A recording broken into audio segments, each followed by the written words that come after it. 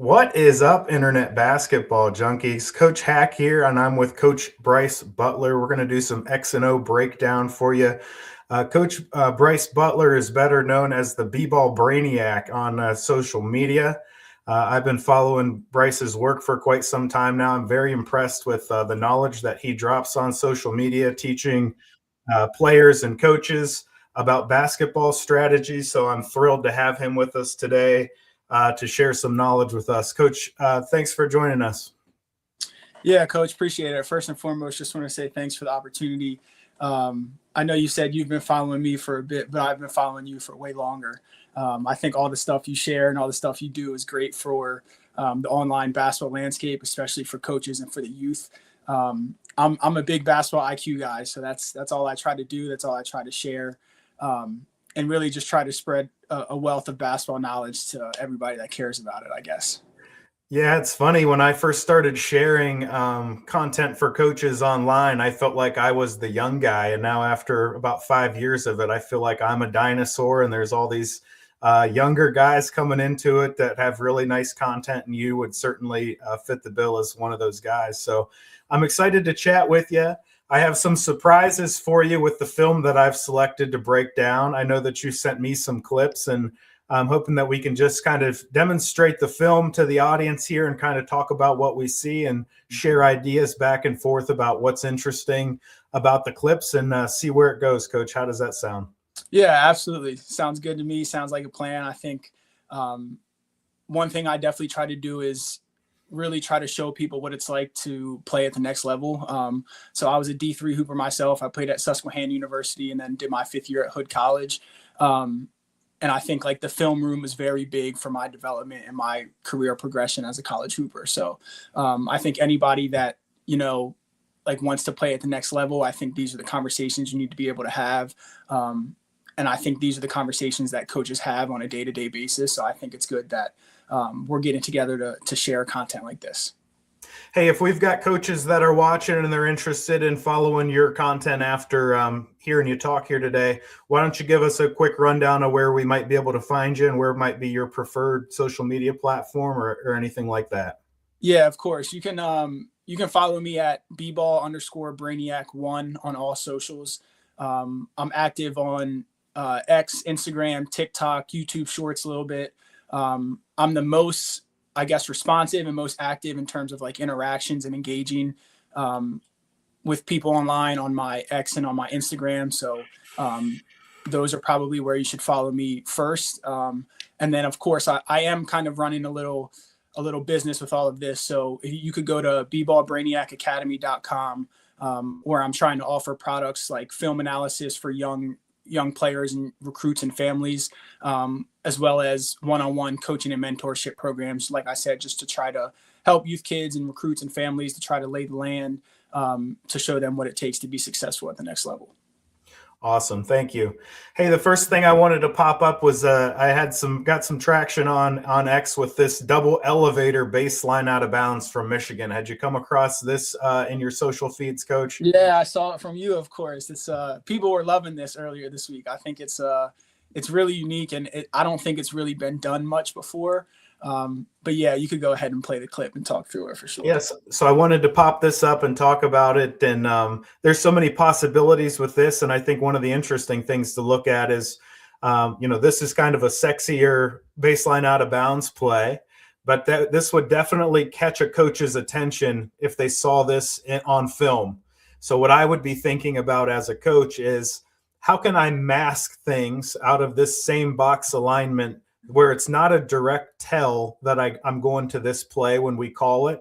So obviously Michigan is probably running more than one thing out of a box alignment, but even running stuff out of a box alignment, when plays initiate different ways, it becomes a tell to the defense on what you're going to do. So this play is really nice, but my first thought is, how do we mask this so we can get more mileage out of it?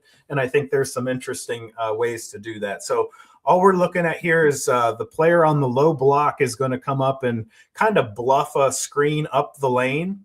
And he's not setting a real hard screen, but then he's going to sprint through to the strong side off this elevator screen. So we're coming through here. This is the first elevator, and this could be a nice option if we're able to screen that player out. But it looks like Michigan is they're not really playing it to get the ball to this player, this first player going through the elevator. They're not really closing the elevator doors and running this for a shooter. Does that make sense to you, Coach? Can you see that as well? Yeah, of course. I was just going to say that I think Yaxel here for Michigan, he's not necessarily known as like a catch and shoot guy or outside perimeter guy that much.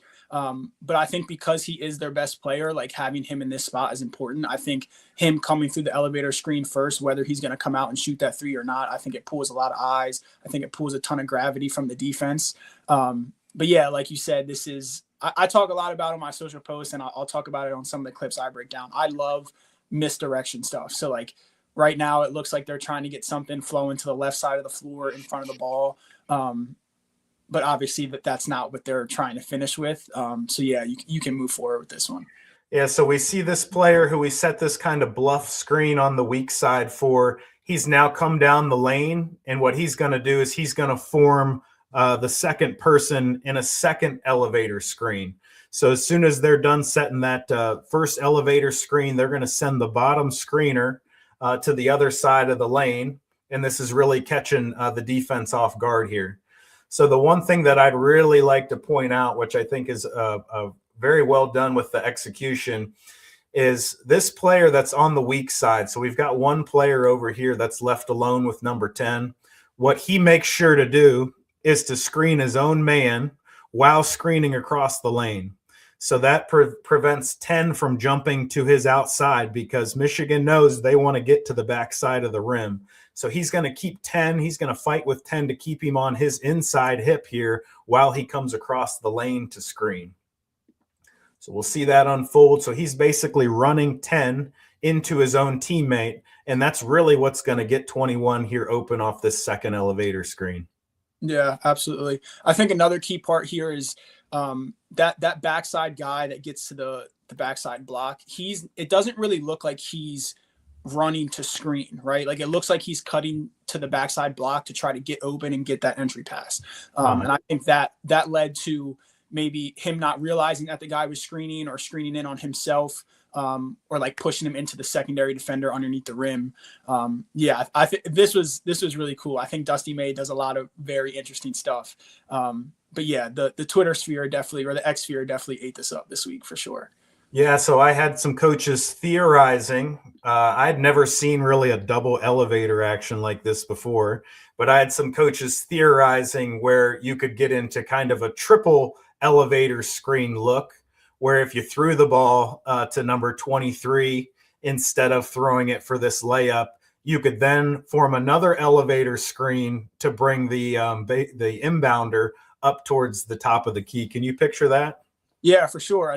I think that's cool. Another thing I could see is if they entered it to Yaxel off this first elevator, right, and he dribble reversed it up to the left, and then let's say the guy that went through the second one, what if he turned back and it was like a Ricky elevator, right? So like 21 goes through here, they hit Yaxel in the short corner, he dribbles up, and then 21, if he's a shooter, he could turn back. And then you could kind of get an exchange with the point guard emptying out to the backside, which could create more confusion for sure. Yeah, so I'm into the double elevator, and now I need to see somebody top it. I need a triple elevator. Yeah, I need a quadruple elevator. For sure. Straight Another thing that I vein. thought was funny here was I like typically you think of elevators as like getting to the three, right? It's usually an elevator 4-3. So as I'm seeing the second one develop, I'm like, in my mind, I'm like, oh, wait, they're running this elevator to get all the way to the backside corner. So I thought that 21 was going to run all the way out to the backside corner, flip his hips on the catch and shoot the three. And that's a very difficult shot. So that's what I expected. The fact that this second elevator is leading to a 2-point field goal, I think is like very, very unique. I think that's something that you wouldn't see that often. Okay, so I know that you shared some film with me, and I'm going to try to pull that up right now, Coach. Yeah, sounds good. Can you give us just a general preview of the film that you sent out? I know that you talked a bit about it being mostly man-to-man concepts, but just a general idea of what we're going to see here while I get that loaded.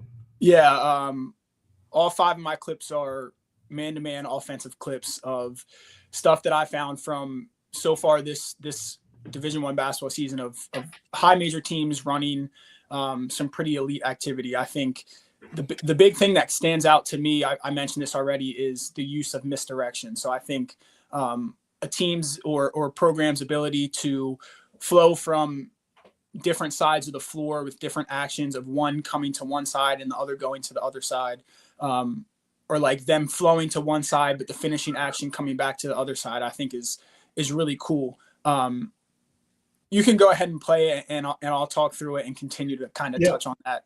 Yeah, and if there's any point you want me to stop it or slow it down, I'll do my best to do that, but I'll roll it and I'll let you do your thing. Yeah, of course. It'll freeze it on itself, but when it freezes, if you could just press pause. So this is Dan Hurley and UConn from earlier in this week. They do a ton of stuff out of horns. So if you could just pause it real quick, you see the horn set up with the 2 people by the elbows or the slot lines and the other 2 in the corners. So here they're setting a twist ball screen. So they're going to set a ball screen going left, and then Caravan's going to roll off the screen, and then they're going to send another ball screen going back right. The key here is that the ball screen going back right is actually a ghost, and Mullins that's popping from the elbow or the slot area comes off the ghost, and then they immediately flow right into a flare. I think there was another action that was pretty misdirection where they got a post up and a flare on the backside in the same game. But I thought this one was cool just because, one, Mullins defender, once they get into the twist ball screen, right? So first they think they're coming off a ball screen going left, and then they're going right back to a ball screen going right. So Mullins defender that's now guarding this ghost screen that's going to the right, he's like freezing a little bit. He's not just like running and chasing Mullins, right? So he thinks he's going to have to guard or switch or try to contain the ball handler coming off that ghost screen right there. So he already is a step behind. Also, if you run it back, the roll that Caravan made pulled in the big man from this guy in the left corner. So this big man for UConn isn't necessarily outside scorer, so the Providence big defender is acting as a primary helper. This role, that big man steps over to try to maybe take away that role if it was something UConn was actually looking for. So then when they flow into this flare, this big man is nowhere to be found to try to even help on this screen. And that's a really good look for a good shooter. I think one thing that people don't realize, especially at like the highest level in college, is it does not take a lot of space or a lot of time for a shooter to get an open shot. So a lot of times on my social media, I post breakdowns. I'm like, and they get the open 3. And a lot of people say, well, that wasn't really open. And I don't really care for that statement, because if it goes in, it goes in, right? So like it wasn't a good enough contest, or it wasn't a good enough closeout to take away the shot. So just from being a step behind by that defender, by trying to possibly guard that ghost screen coming off to the right with the point guard, he's now left chasing on the screen, and then without any help, kind of just leads to an open shot where he's contesting it, but he's kind of chasing it and really not like head on the closeout shooter. He's coming from the side. And a high level shooter like Mullins, that's going to go down 9 times out of 10 for sure. Yeah, I don't really do like commentary on current games. I'm mostly into basketball strategy, something that's a little bit more timeless and more evergreen, but I get on my posts all the time. People will comment and say, that's just bad defense or something like that. And it's like, I'm not posting highlights. I'm posting for coaches to learn the scheme. So whether the guy played good defense or bad defense, it's really irrelevant to me. What we're trying to do is I'm trying to do some idea generation for coaches out there where they can see concepts and understand concepts a little bit better. But commentary on this play right here. One of the tactics that you see a lot in college basketball is these exit screens. So coaches have figured out how to manipulate tag defenders on ball screens by using these exit screens. And this is one of the things that you can do with your 5-man if they're not a perimeter shooter, is set these kind of screens like a flare screen or an exit screen, because X5 isn't going to be draped on top of 5. So you think about things like the Golden State Warriors, who play with Draymond, and they played with Looney, and they played with Gary Payton. And you're thinking about the benefits of how that works with Steph Curry. And the benefit of that is they're slacking off of those guys because they can't shoot. So in turn, what does Golden State do? They run handoffs with those guys. They run these exit screens for Curry. And the ability for them to not be able to shoot is actually a benefit to Golden State's offense because those guys have to scurry into position to defend Curry because they'd been slacking off protecting the basket because they're guarding a non-shooter. So last thing I'll say here is, Dan Hurley's offense is very interesting. This is kind of more of a set play, quick hitter, but everything that they run is usually like long form and flowy and multiple options. And players can, if this player back cuts this, then it takes us into this series of options. Mm-hmm. And this really fits the bill for high level college basketball where everything is like playing off one another. Where you thought something was going to happen, all of a sudden something different is going to happen, and boom, before you can fix it, you're getting an open shot. So this game specifically, Providence was way down. Providence was way ahead of UConn, I think by 10 pretty late in the game. It looked like it was going to be a really nice win for Providence, for Kim English. And UConn came and stormed back. And I think the key factor in the game was this Mullins, who we're watching, hitting some key shots late. So this was a nice action. Is there any kind of last word you want to say about it while I run it one more time? No, I think we've covered everything. I think it's a great example of a great flow offense that typically requires, like you said, like high IQ guys. I think Dan Hurley does a great job at recruiting his type of players into a system where they'll be successful. But yeah, like all the stuff they flow into, I know the skip DHO that he made popular a couple of years ago is like all over the game now. But yeah, just like playing off of reads, playing off of flow, and being able to go from one action to another. I think UConn is the perfect epitome of that for sure. Well, Coach, let's stick with your film here since I've got it loaded up. And why don't you talk us through this next set? This is a Nebraska set that I had a post go do some pretty good numbers on recently. This is a different clip of it, but yeah, they just get into a 5-out action. They swing it left twice and get into a stagger for the right corner man. He's going to pop, and then it kind of turns into like a modern give and go. I think a give and go action is like something that's been lost a little bit in college basketball. So he catches off a stagger where normally people are popping to shoot threes basically. And then he swings it, and then the defender jumps to the ball. Yeah. But like I said, give and goes aren't that popular anymore. So then he gets kind of a back cut off the UCLA. Another clip I posted, he actually front cuts it and does the normal typical UCLA cut to down the right slot. But yeah, so like the on-ball defender that's now guarding the guy catching out top, right? So he's active guarding the ball. He passes it, he jumps to the ball, but he realizes like you can kind of tell he relaxes a little bit. And then all of a sudden he's getting hit by a screen. Yeah. Another thing that is super key, there's two things that are really, really key here in this clip. First, I would say is the backside spacing. So the guy that's catching now on the left wing that eventually swings it back to the guy popping off the stagger, and the guy in the left corner, they stay as wide as possible. Or I shouldn't say that, because the big guy now that's on the left wing, he kind of walks down a little bit, but because they're so spaced on the perimeter to the left side, their guys are kind of glued to them a little bit. So there's no backside help. So once he runs off this UCLA, they're kind of sliding in late now as he's catching instead of already being in help, because those guys are spaced to the perimeter. I would assume Nebraska's personnel that those guys on the perimeter could probably shoot it a little bit. Hence why the guys may be more attached than other players. And then the other thing that's really key is 51 for Nebraska. I can't remember his name off the top of my head, but he's a shooter. He's a big man that can step out and knock down a three on any given shot. So his defender on this UCLA is not even moving at all. Like you can see, he stays attached. He has hands on him at the whole time. So as the guy from the top is cutting down, nobody's bumping them, nobody's cutting them off. You know what I'm saying? It's kind of just like a free little easy back cut to the rim. With a quick and easy score. I also think this is really cool. Once again, misdirection, right? So like the ball goes left, it comes all the way back right, and then they get a score. The reason why I'm so big on misdirection is I think one thing that one of my coaches used to tell me a lot is they used to talk about the how field goal percentages rise as ball reversals occur. So like off one ball reversal, I don't know exactly what the statistics or the numbers are, but the fact that these balls are going from left to right to left to right, and then they're getting a scoring action, it's really kind of just like manipulating the defense, and they think one thing's happening over here, and now they're turning their head and something's happening over here, and then, oh, boom, now there's a screen to score. Versus it just being like, oh, we're going to come down here and we're going to hit the right side, And then right off the first pass, we're going to go off a UCLA cut. You know what I'm saying? They use misdirections and swing passes around the perimeter to kind of like disguise what they're getting into, to try to get that UCLA cut for the open layup.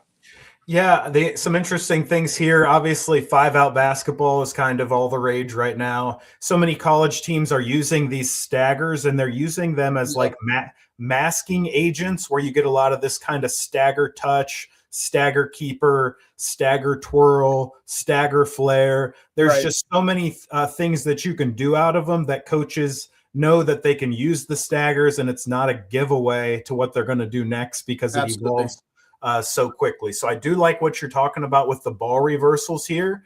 This is definitely an interesting action because it's not one that I've seen regularly. But what we get here is kind of this chin screen or UCLA screen. I don't know how you would define it. I would probably put 51 screen as more of a UCLA screen that he's going to cut behind. So typically a chin screen would be closer to centered and be a back screen. A UCLA screen would typically be closer to the elbow and you would go over top of it. So, but it looks more like the position of a UCLA screen, but he's cutting behind it. Yeah. So Fear did jump to the ball pretty heavy here. I think his jump to the ball was to try to like take away this face cut, and then somehow, some way, like he still kind of gets bumped by the screen just because of, I think 51 does have a good angle. I think he saw him jump to the ball, and he kind of like re-angled his screen into a way where it would be really effective. And then I think the cutter did realize like, it really wouldn't make much sense for me to fight through all of this and try to continue to go over top when, like, right now he's looking down into the paint, so he could probably just see that the help is not there. So he's like, oh, like what's the point? I'm just going to take what the defense is giving me, and I'm still going to, even though they're trying to maybe take it away a little bit, I'm still going to continue on that cut, continue on this action. And obviously it was beneficial for Nebraska. Yeah, and I'm just a high school basketball coach, so what am I to tell Coach Izzo anything? But the way that I would teach defense is on a cut to the rim, we've got to bump this cutter. So this gentleman right here, I would be wanting him to take one step towards the middle and just kind of throw a forearm or throw a light shoulder into him and then get back to his shooter. I'm not talking about carrying the cutter all the way into the paint. I'm talking about stepping into his path and just knock him off balance a little bit. And stop his momentum so he can't sprint right down our lane. Mm-hmm. I would teach a midline help here. So the ball is above the 3-point line, so it would probably still be lane line. But I would want these guys to be at least a foot in the paint here, and I would want them to have a lot better recognition than what our backside low eye has. So I don't know what we're talking. You would know this personnel better than I would. You know, if this guy's like a sniper shooter, maybe I can understand it. But we're really late in our positioning and also our awareness in terms of he's getting stuck on the screen now. You gotta be moving, brother. You gotta get here. Yep. And you would trade a 3-point that you could run out and contest versus a layup, in my opinion. Yeah, agreed. But, again, I know that this is college basketball. It's different than what I coach. I know Coach Izzo knows about as much on his pinky finger as I know in my whole brain. But, those are the kind of things that I would be thinking about watching this film. But this is definitely a unique set that you showed off here. Coach, let's go through at least one more of yours here before we jump into something else. You need any kind of setup for this Villanova, Wisconsin? This run? Yeah, this Villanova set is a rip screen the screener after a zoom. They get set up in a horns action around the elbows. And they dribble over to the left, and then they hit the guy popping to the perimeter on the right. And then this is the chin screen you were talking about, right? So Bryce Lindsey's going to run off this chin screen into the paint, and then they're going to turn back to the left side for this zoom action for the corner man to pop to the top. Once again, another misdirection, right? So the zoom is coming off to the right, and then they set a rip screen going that direction, but then they're really looking for this final screen the screener to the pop coming back to the left. I think the most important thing here, and you touched a little bit about this, talking about Golden State and Draymond and some of the bigs that they had and not being shooters, right? Even if you're not a shooter, this works, but it specifically works as a shooter. One of the best ways to get open is to be an incredible screener. I posted within the last 2 weeks, I posted a similar clip of this that Villanova ran with the same personnel. And each time that clip and this clip, Bryce Lindsey really sets this rip screen. I'm talking about arms up, hitting the Bigs defender on the back, causing his defender even maybe some. I think in the clip I posted on my socials, they pulled 2 off that rip screen. And this shot on the screen, the screener was way more wide open that time. But yeah, really setting the screen, forcing his defender to think about that rip screen, take a step right, because he's stopping the big defender. That big defender's got to fight through a screen. So if there's no help provided, it's an easy inside score, kind of like we saw with that Nebraska back screen. But instead, because he's setting a really good screen, his defender's got to take a step. That leaves space and a gap in where he's at and his defender's at as he then runs off the screener to the top of the key. Yeah, and Bryce Lindsey's one of the best shooters in the country right now, and he's doing a lot of good stuff for Villanova. And I think part of it is because he's a good screener. I think that's really overlooked at this level. And like, I think a lot of times, even on this clip, I think his angle of the screen is great. I think his back and his butt is exactly where he wants his teammate to go, and he wants the screen to flow to. Yeah, and then it kind of just leads to really open shots to be a screener. So we're looking at basic zoom action here. We've got coaches of all levels that tap in. So sometimes we've got to back up and explain some of the things that are common for us, but not everybody understands. So zoom has become very, very popular in basketball at all levels, and particularly college and in the NBA. And all we have here is a down screen into a dribble handoff that qualifies as our zoom action here. Yep. So as we play that forward here a little bit, what I would like to look at here is number 2. You said his name is Lindsey. Correct. Yeah, you're so good with knowing these players and knowing these coaches. I feel like I know a little bit, but not clearly not as much as you. You really have a grasp of the game, and it really comes across in your content here. But thinking about this screen, and I know that I've watched the clip, so I've cheated a little bit, but I would be wanting to slip this screen if the defense was a switching team off the ball. Yeah, where I would be pretending to set the screen, and then I would just run through it before I really had contact. But if I knew that it was a team that was going to fight through screens, and we know that they do, that's when you really want to set it hard and you want to cause help. So if you set a good screen here and a good back screen, it's gonna cause this defender right here to show for at least a second or bump the cutter. And what that does is that gives the shooter more time to get into his sprint and get to the top of the key. So I'm sure that these guys are getting coached up to understand the nuances of that. I'm sure that they know through scouting that Wisconsin is a fight through screens type of team. But I think that this play changes just a little bit depending on what the defense is going to do here. So we have a real solid screen that you mentioned, and that causes just a little bit of help from that defender. And that's really all he needs to sprint through this with a little bit of a head start.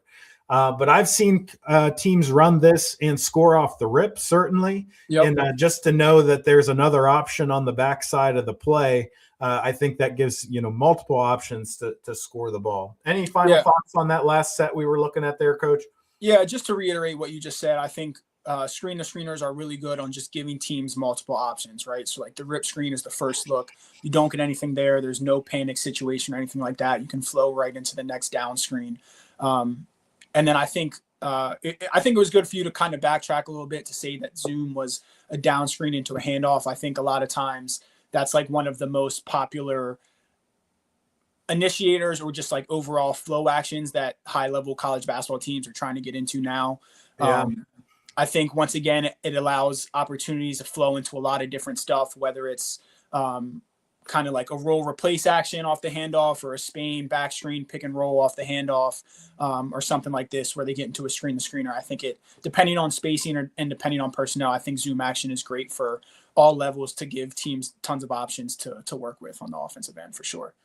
Yeah, it's kind of making its way into high school basketball. I'm seeing more teams use it in high school basketball, but there's a complex element about 3-player actions.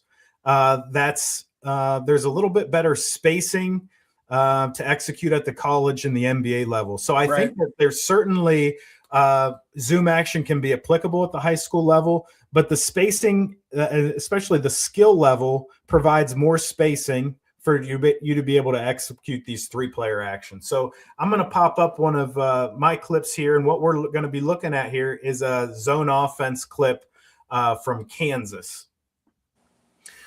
So, Coach, I'm going to roll this. This is a short clip here. This is Bill Self zone offense, and we're in a basic 1-2-2 alignment, but we've brought our second post over to pair on this side. So we've got a double post on one side, and all we're going to do is we're setting up a timing play here, Coach, where that wing pass and the pass back is going to trigger these 2 players on the wing.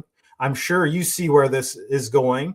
Yep. But they're going to cross each other and screen out the middle of the zone here. So this is a Bill Self staple of zone offense. And then as this is unfolding, you might not have paid attention, but the stack is kind of doing its thing, where a player in the stack is going to step up and screen out the weak side forward. And then we hold X5 by dribbling through this gap. So X5 is going to either step up or stay back. If X5 stays back, then we've got a floater opportunity from the ball handler. If X5 steps up even the slightest, it's going to be a lob at the back side of the rim here. So we see that nice screen. I think this is Perry Ellis here. And we get this. He really doesn't even step up all that much, but he stunts at it enough that ball goes over the top for a lob. So Bill Self's zone offense package is something that I've been studying for a while here, and this is a nice example of it. This is a quick hitter set, so you're not going to be able to run it 5 times a game. It's maybe once or twice at the most in any given game. Certainly the less that you use it, the more effective it's going to be, because it's a little bit gimmicky here. But if you can execute it, it's very sound on zone offense principles, where there's clear people to screen and there's a clear read for the ball handler. If he steps up, throw the lob. If he doesn't step up, shoot the floater here. Any kind of thoughts just watching this play out a couple times, Coach? Yeah, I think one of the coolest things that this play kind of develops into is a lot of times when you see against a 2-3 zone where you see players cut from the wing to the interior, it's usually for a flash to catch, right? So like they're either flashing to the ball or whichever way they're flashing, they're probably flashing hands high. Hey, I'm here. I'm trying to catch to get the ball to the middle of the paint, because that's what a lot of coaches preach against zones, get the ball to the middle. I think what's cool here is that it may look like they're just flashing, but they're not flashing. They're basically sprinting to ball screens, double ball screens on either side. And then, of course, that leads to, with the backside screen, the 2-on-1 with the 5-man. The other thing that's cool is a lot of times defenses play zone to kind of like stump offenses a little bit or have them mixed up. And with this play, it's kind of like the defense gets stumped because they have this guy on the right block, like the low right man on the 2-3, never guards anybody on this play. And I think a lot of times people play zones to kind of just like have people in areas and contain people or whatever. But I don't know what this guy's job would be on this play, but he's not doing it. He's basically not doing anything. You know what I'm saying? So like, I think it's cool that Bill Self found a way to manipulate a 2-3 zone to kind of take a backside defender just 100% out of the equation, right? Like there's really not much that, unless the defense was supposed to like talk very quickly, and the guy on the right block here that I'm saying is doing nothing. If he steps up and takes the ball and then the 5-man drops the guy that's cutting across the baseline, like, that could be a solution. But like you said, it's a quick hitter. It happens fast. It only happens a couple of times a game. So I think that's the coolest part, is that like in a defense where they typically people try to use all 5 people to contain the offense. Bill Self has found a way to kind of say, well, I'm going to focus on only 4 of these defenders, and we're going to manipulate these 4 defenders, and we're just going to leave this guy in absolute no man's land, and they're going to have no way to kind of impact or stop this play. Yeah, very sound zone principles. I would call that you force the defense to guard air, meaning there's no one in their area to be responsible for.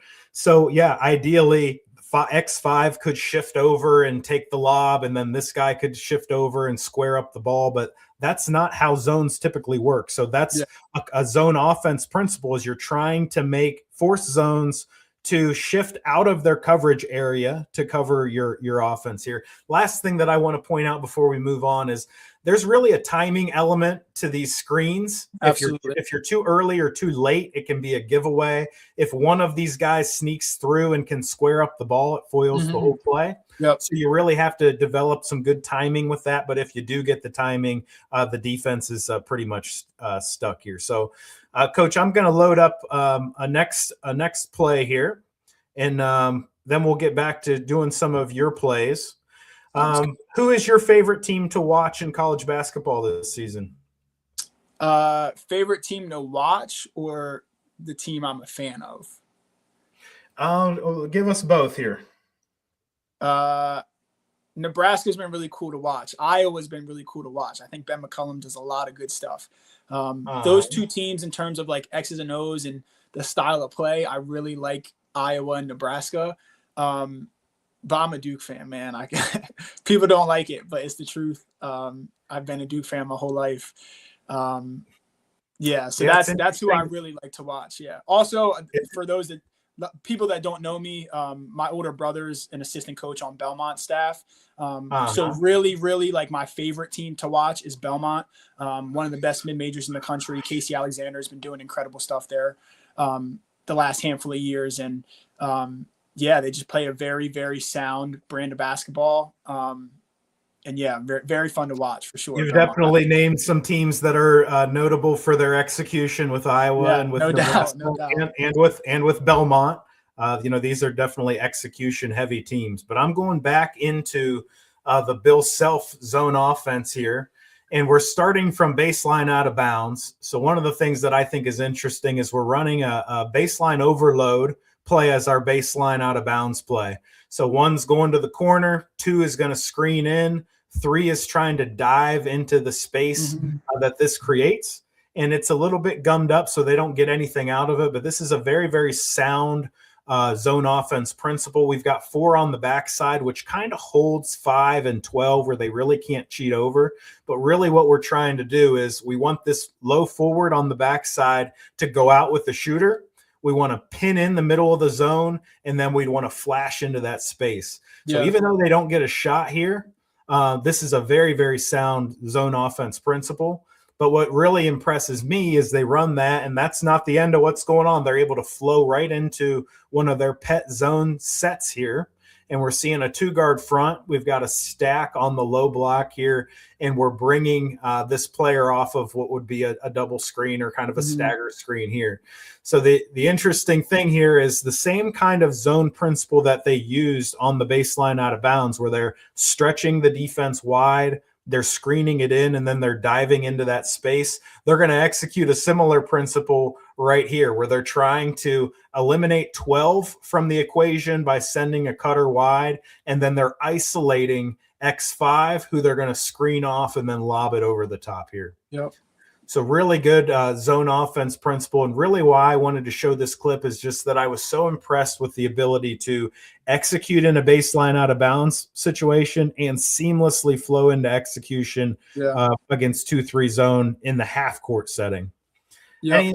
Any thoughts on that, Coach? From the start, I thought that was cool because it kind of, with that guy on the right side, the low man, between 1 and 2, it kind of, once 3 cut down, it kind of created a 2-on-1. So that put that primary defender in a tough position there. And then once again, they're trying to still manipulate that guy, right? So like you can tell that Bill Self and his film breakdowns and in his discussions with his team, they're saying, hey, like when we run this play, this is the guy we're trying to expose. So it's either going to be on this 2-on-1 when we first break and we go to the corner and then try to duck in on the block and flash down. We're trying to put this guy in that tough 2-on-1. And then once we flow to the backside and get the little I guess it was kind of a screen-to-screener because it looked like those two were setting a double screen and the first screener turned back to screen the other guy. Once they get into that kind of back screen lob, they're saying, okay, like this action on this side for the lob is going to occupy these defenders, and that same defender that we were manipulating to start the play on the baseline out of bounds, kind of sort of similar like I touched on the last time, is going to be in no man's land. And we're going to make sure that our action kind of leaves him guarding nobody. And then once again, we're playing against the zone. we're creating a spot or an area where somebody's guarding air, like you said. And then it leads to another easy score. Okay, Coach, I want to get into another one, and this is out of the Twitter Bangers series. This actually is from this morning. But what we've got here is Pat Kelsey at Louisville picking on poor old Jackson State with a zone quick hitter set play. So, again, this is among the gimmicky variety where it's not like you could go run this 5 times a game or 10 times a game against zone. It's going to work once, maybe twice if you're facing a bad opponent, but you probably want to keep it off film because you want to be able to call on it when you actually really need it here. So we've got a sideline out of bounds, inbound setup, which is a great time to go for an ATO. And we're going to get positioned. And what I really like to point out here is we can clearly see the 2-3 zone. But I love working behind the zone because it really challenges the vision of that back line where Absolutely. you can get some good movement going on back there without the defense really having great recognition of it. So, again, there's some benefits to playing zone. You're able to guard space, but in terms of vision of the ball, usually typically in a zone, all 5 players look at the ball. And man-to-man, you're looking at your man and the ball.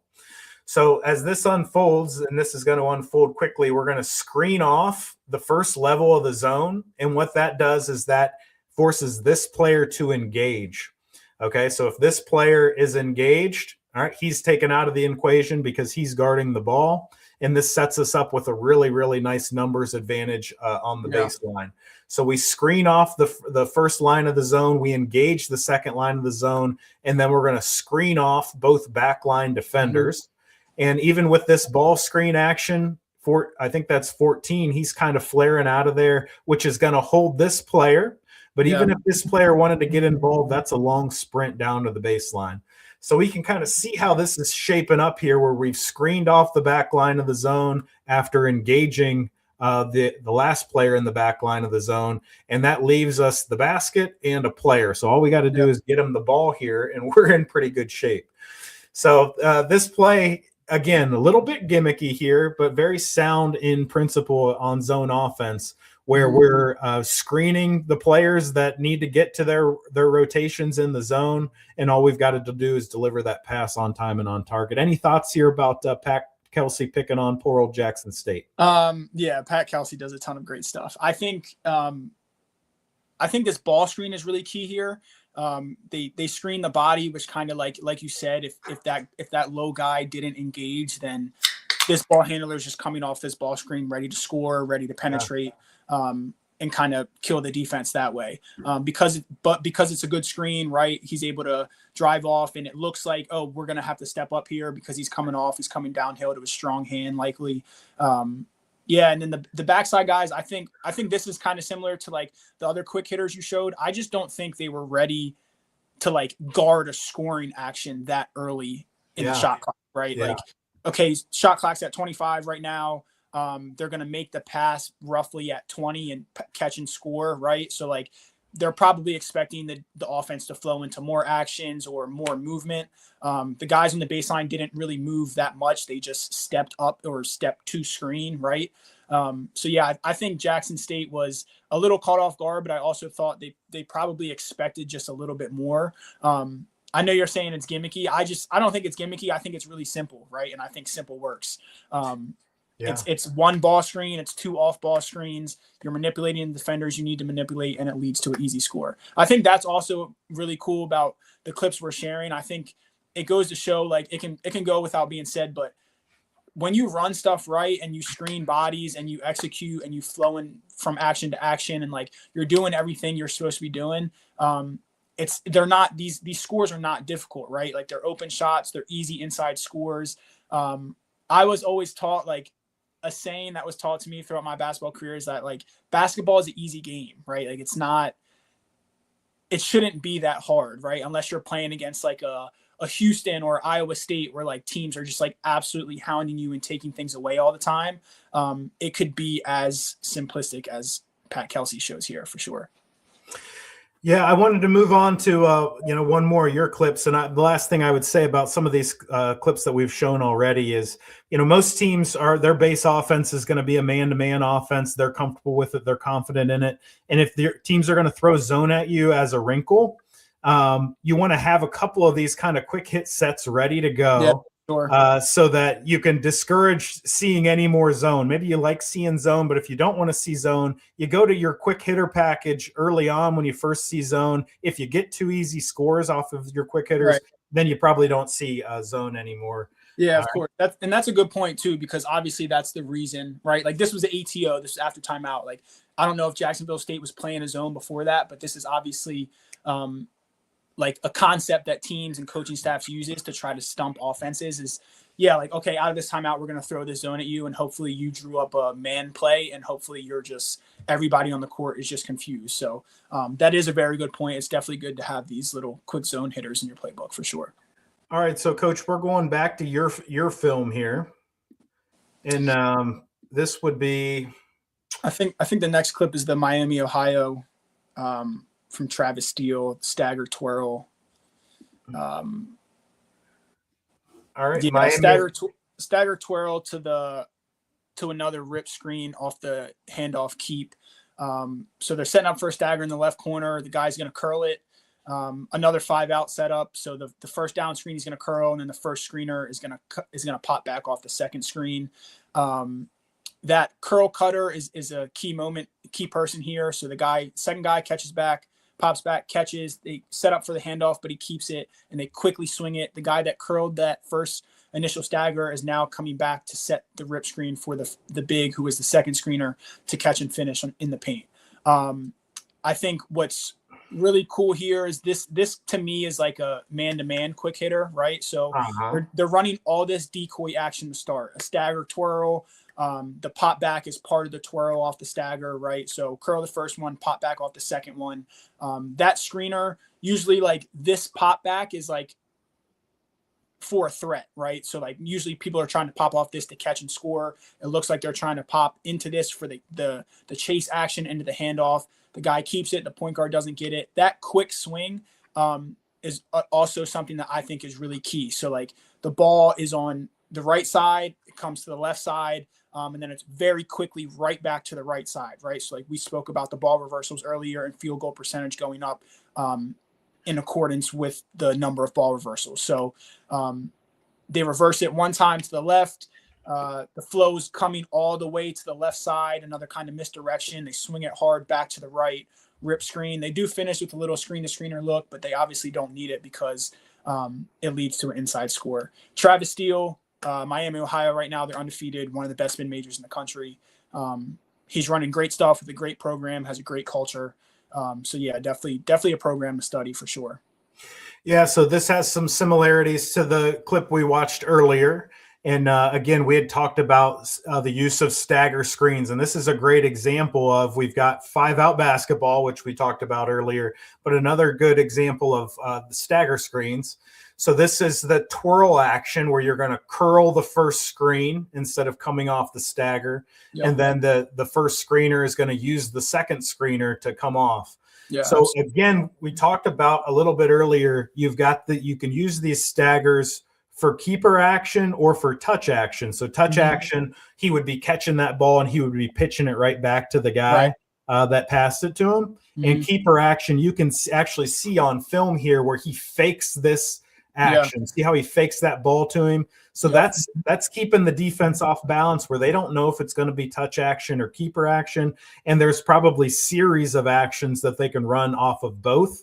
But I'd imagine that fake is very much by design, so the defense doesn't know whether it's going to be touch or keeper.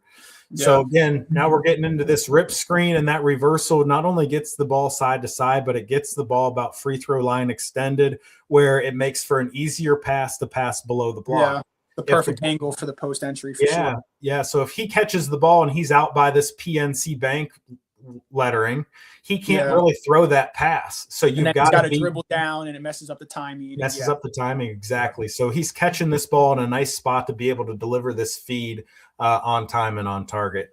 Hey, Coach, we are running out of time, but we're going to touch at least one more of your actions here at a minimum. So we're getting into this is your boy's Duke here. Yeah.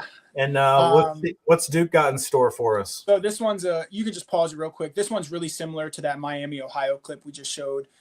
It's just a single away screen now, so it's just a single down screen on the left for Evans. James is getting to the corner, but typical 5-out stuff, and they're just flowing right into a down screen on the left side. Evans is going to pop the catch, and then it's going to be another keep action. So Proctor is going to cut over the top for what looks like hit and chase action. But he's not going to get the handoff, and Evans is going to fake the handoff and keep it. And then Cooper Flagg pops to that right wing where he's already kind of at. They swing it across the floor. Once again, misdirection, ball coming left, ball going back right. Proctor clears all the way through, and then Brown steps up for the flare for Evans. I kind of just used this because it was another kind of keep action, right? So like hit and chase is very popular once again in basketball, the same way kind of like the staggers and everything we've been talking about. But this was really cool because once again, like the Nebraska clip was kind of like a give and go, right? This is kind of the same similar situation. Isaiah Evans is giving it up and getting it right back. Another thing that I thought was cool here is that you hear a lot about Ricky screens. So a Ricky screen is basically like whether it be a back screen into a down screen or a down screen into a back screen. A Ricky screen is when you run a screen in one direction and get nothing, and then you immediately flow back into the inverse of that action, right? So if it was a down screen, now it's a back screen. This is kind of a little bit of a Ricky, right? But it's just a delayed Ricky because of the keep and the handoff. So Isaiah Evans pops off the down screen, catches, handoff, keep, and then they run it a Ricky right back to the flare as Proctor clears through, and then Evans gets a wide open shot. I think this also kind of touches on the concept that you spoke on earlier about 5 men not being shooters, but being great screeners because their men are kind of just like in no man's land and they're not thinking that they're guarding a threat, right? So they think they can kind of just like, oh, here, yeah, like the 5 man, yeah, he's just pointing, okay, get through this screen. And then when the flare comes, he kind of just like points again. He's like, oh, like get through that screen, right? Like he's not really being that active and trying to defend the play. So yeah, just some more similar stuff. Like I said, I'm a Duke fan, so I couldn't not show a Duke clip, right? Yeah, I have a feeling you're going to force me to watch a lot of Duke clips if we end up doing more of these together. Yeah, maybe. Yeah, Ricky action is really, that's just basketball lingo for any kind of a rescreen. Ricky means rescreen. Coach, do you got enough time to do one more? I've got enough time to do one more. Do we? Yeah, go for it. Yep, of course. Have we hit all of your clips, Coach? Yeah, that was everything from my end. Okay, so I'm going to stick with I've got a few to pick from here, but I'm going to go with another one that's kind of a sexy clip to watch, and we're going back to Bill Self here. So this would be clip 28. All right, Coach, are you familiar with the concept of a crack screen? Yeah, of course. Okay, so we're going to look at some crack screen action by Coach Self here. And what we've got to start with is kind of a 2-guard alignment here. And we're going to set up for a ball screen. So ideally, we'd come off this ball screen, try to engage the top guard over there. We're clearly seeing a 2-3 zone here. And what we're really trying to capitalize on this action with is screening the middle of the zone. Is that Marvin Bagley there? Yeah, I was just going to say, I don't like that this is a clip against Duke, but continue. That's what we're going to do in the future is I'm only doing clips that worked against Duke. So we've got a screen there. He doesn't really use it. And a lot of times you'll see in this crack screen action, he just kind of slips out. But this is definitely another one of those timing actions. So we're reversing the ball. And as we reverse the ball, now we've set up an overload situation. Yeah. So we've got 3 guarding the ball. And now we've got 1, 2, 3 players with only 2 Duke players over here. Mm-hmm. So we've got a spacer where if this player cheats in to take away this cut, we've got a shooter here in the corner, but we're going to screen off X5 in the zone, and then we're going to roll right off that screen there. Yeah. So this is what we would call a zone crack screen. And basically we're screening for the roll man, and we're taking X5 out of the equation. This is a kind of a tried and tested zone offense concept. I wouldn't say Marvin Bagley is world renowned for his awareness levels. He certainly is a good basketball player. He's still in the NBA at this point. I think he's playing for the Washington Wizards. But this is another one of those, Coach, where if you're watching number 2, he's the one that's going to guard air here, and he really has no assignment. So, a casual might look at this and say, well, why didn't number 2 just go with him? And it's like, well, that's not really how zones work. He's working on the principles of a 2-3 zone. Yeah, he could if the scouting report was really on point and they had awareness of what's going on. But this is really nice action to screen off X5. X5 what should be taking this cut, but he can't because he's getting pinned in. Yep. I think this is really great. Once again, an easy score. The set itself is not too complicated, right? Ball screen, swing, roll, screen in.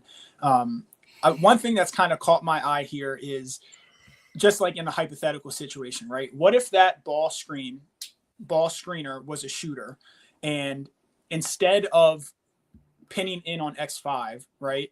Yeah. When they come off and swing it right, what if the ball screener, instead of rolling, was going to exit all the way to the corner, right? So then let's say they hit Graham on the swing pass off the ball screen. Let's say 10 lifts up out of the corner, right? So if you paused it right here, or when the guy catches out top on the right, if you paused it there and you lift 10 up just to like above that defender, right? Yeah. And then if 22 was a shooter, if he was a shooter that's setting the ball screen, if he empties out all the way to the corner, then you don't have to really worry about kind of having to force somebody to be playing in no man's land or guarding air, because once 10 lifts it and catch there and 22's in the corner, then that right wing player is in a 2-on-1, right? So he's in between 2. And then if they swing it one more, then the next player to close out to 22 in the corner would have to be X5. It would have to be Bagley. And then that could leave the 5-man that's now screening in open for a post entry on the block. Just a hypothetical. That was kind of where my mind went. Sorry. Yeah, Coach, we've got a comment here, and I'll let you take this one before we sign off. Our comment is, are all these ATOs or play calls? What's your thought on what we've watched here today? I think a lot of them are play calls. I think this one specifically might be an ATO. Yeah. I just know where the media timeouts are right. So like under 12 media might have just happened right before this play when they inbounded it. But I think you had an ATO that you highlighted. I can't remember off the top of my head.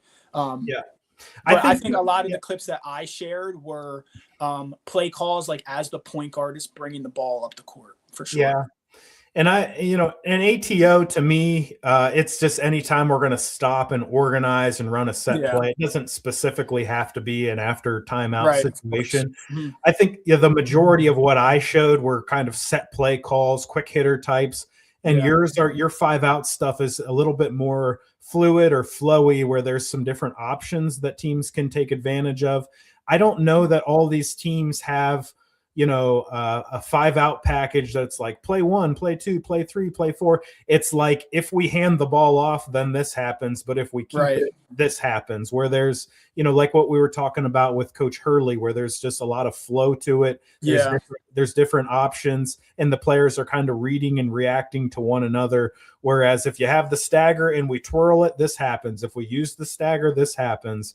If we reject the stagger, then this happens. So I think to an extent, most of these are like quick hit set ATOs that I showed, and there's some more fluidity to the ones you showed. Right. Yeah, I agree. I think a lot of the best staffs in the country do a great job, like you said, kind of just playing out of formations and concepts, right? So they know, like through practice and through film, if we're setting up in horns, or we're setting up a 5-out, or we're setting up in strong, which is like a stagger setup, right? Depending on how the initial action or the initial kind of play movement is guarded, then we're basically just going to take what the defense gives us, and we're going to react, and we're going to play, and we're going to make reads, and we're going to flow, and kind of all of those things. But I think any of these that we showed could be ATOs, or they could be just set play calls. These are plays that, especially your quick hitters, that coaches could be drawing in timeouts. Like you said, it could just be like a free throw situation to where like a point guard is looking to the side and the coach is making a play call, but it's not necessarily a after timeout per se. But no, yeah, that was a good question for sure. Hey, Coach, I'm out of time for today. We've done almost an hour of clip breakdown here. I really appreciate your insights. You're so knowledgeable about the game.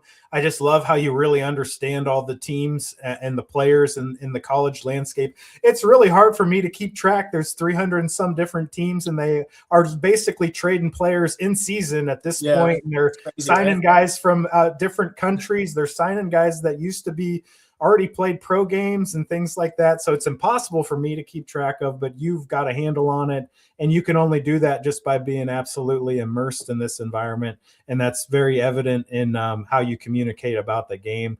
One more time, can you talk a little bit about your social platforms, where coaches could follow you, and also your Brainiac Academy that you've built out? Yeah, of course. Well, I'll start off in closing just by saying thanks again. I appreciate the opportunity. It's been awesome to kind of get to know you a little bit and connect with people like you in this space. But yeah, you can follow me on all socials at bball_brainiac1. You could find my website at bballbrainiacacademy.com. That's where I'm doing the individual film analysis for young players and recruits and families, and also my one-on-one mentorship coaching programs. Just trying to pay it forward. You know what I'm saying? I had a lot of very high quality mentors, whether it be coaches or older players. I mentioned my brother already, but just people in my life that had a big impact on me and my career and how I see the game, how I watch the game on a daily basis. I stopped playing a couple of years ago. My last year playing was 2022. So I'm just I miss the game a lot, man. And I tell people like, I can't live without it. So I'm just doing everything I can to like possibly get back to the game in a professional capacity. In a way that works for me, you know what I'm saying? But yeah, just doing the most I can to spread a wealth of knowledge about basketball, kind of have an impact on people's basketball IQ and help them level up their understanding of the game, and having a blast doing it. I think it's been really cool. It's been really fun these last 2+ years trying to just like build a following, be on my own little entrepreneurial journey myself. Yeah. Like I said, it's been really cool to connect with tons of people like yourself. And yeah, and finally, once again, just grateful for the opportunity, grateful for everybody that tuned in.